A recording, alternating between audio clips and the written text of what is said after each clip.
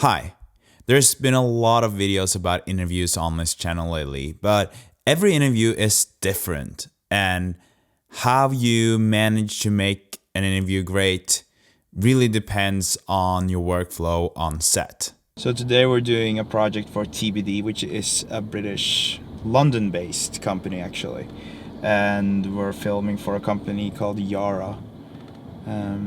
Just doing a simple interview setup and some B-rolls. And we have Marcus with us. Say hi to Marcus. You have to film yourself if you're able to. Hello. And Marcus is helping us with behind the scenes and is also making sure everything runs smoothly.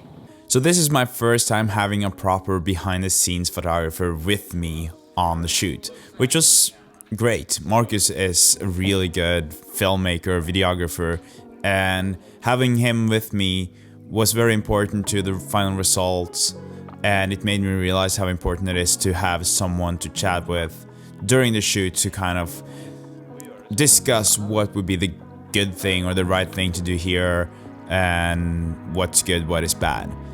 So on this shoot, when we first got there, obviously I had a plan for the lighting and the cameras, but what I did not know was how the room would be because we did not get information about this beforehand. And as soon as we got there, I realized that using the windows as a background was a bad idea because it would just be too overexposed and it just did not look very nice on the outside of the windows. So quickly I realized that we needed to use this kitchen kind of thing in the background, which would give us some nice cute little backlights it was just the practical lights in the kitchen, but they would work as backlights. Because this company is working with fertilizing, we obviously needed some plants. We were supposed to do this in a greenhouse, we ended up in this kitchen meeting area, and obviously that is not the same. So adding some plants to the background was necessary, and suddenly we had a much better background than what we had from the beginning. Like, this is why you should have an interior designer on set. Because sometimes what is messy for us here looks nice on the camera. So, Yeah. what do you think? Like the wood behind us is pretty nice. What is It works with at least it looks okay in the frame, I think. Since this was a job for an external company, we were just handing over the files to them after. It was important for the director of the project to be a part of this, so I needed to have a meeting with him. Okay, well then they are preparing a bit, so I'll just leave you on the call. All good? Awesome. All good. Okay, cool. See you later. Bye. So he will still be on the call because he's directing the whole thing from England, and we'll do our job here. So as soon as we had the background all figured out, it was all about figuring out what kind of gear to use in this situation, how to light it, and obviously how to make sure the audio was good. So the gear that we're using is the FX3 with the 70-200, which is great for a B-cam, using this to get close up on our subject. Doing the FX6 with the 50mm, probably doing a pretty low aperture value because we're far away from the subject, so we'll get that crispy depth in frame. Shooting with the Aputure Light Dome 300X on this one, and using the Sennheiser, my favorite microphone. Using this to get some more shadow on our subject's face.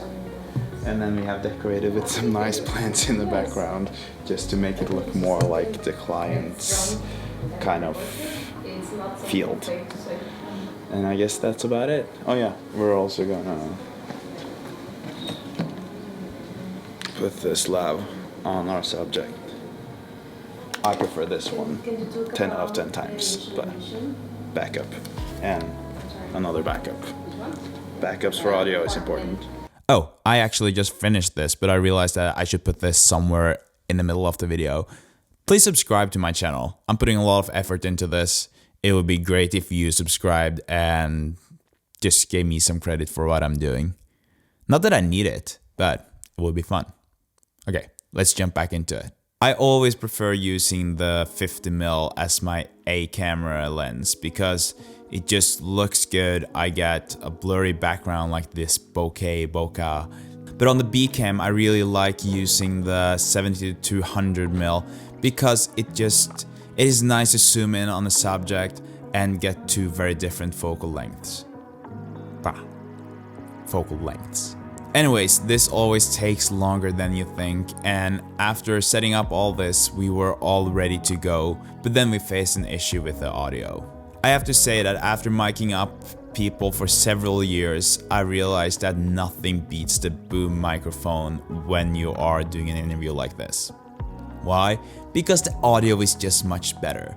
I don't really like the audio that I'm getting from my lab, and it might be that I'm doing it wrong, but it just does not sound as,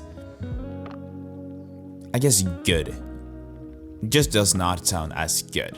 That's the word I was looking for, but no. So I think that if you can use your shotgun microphone, that is the best solution. It will give you the best audio. But in some cases, there might be something keeping you from doing that. A couple of days before, I was filming Magnus up in his sit-ski for Red Bull.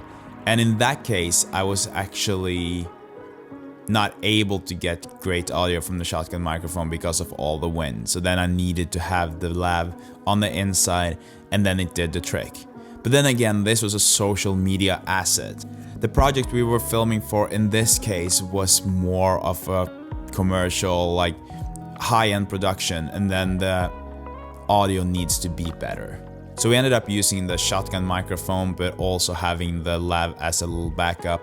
But it was actually on her chest, so one of her female colleagues helped us out.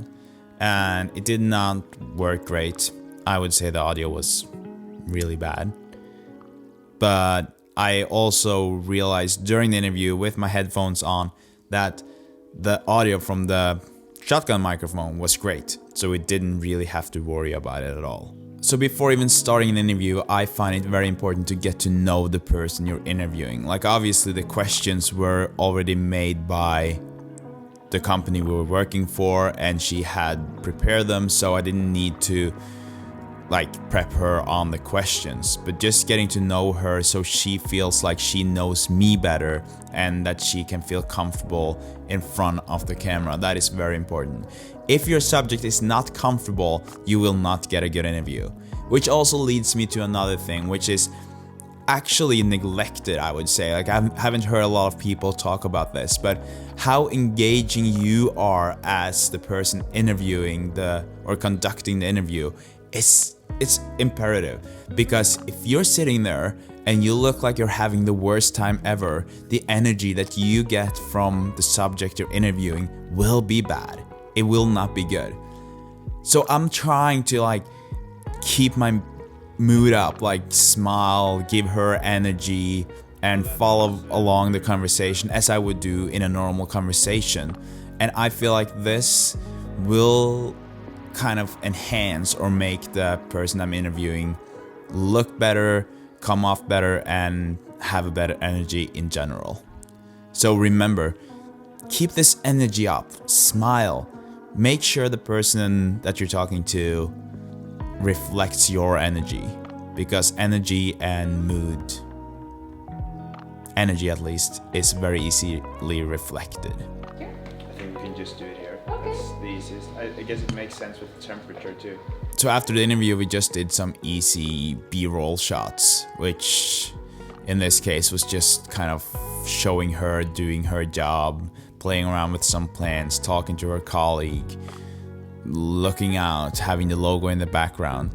Easy things that are kind of relevant. They might not even use those because they have a lot of other B-roll shots that they can put in there, but it's still nice to have more shots than you need rather than less shots than you need.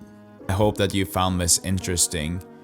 I do believe that you can make it this simple. So as you can see, you can do a pretty high-end production job with just one light. The only thing you need is most likely 2 cameras, because having 2 cameras is that is essential to a production like this, just cutting back and forth because of the cut, but also just to make it more interesting and not as boring. At least that's my opinion. I hope you enjoyed this, and until the next one.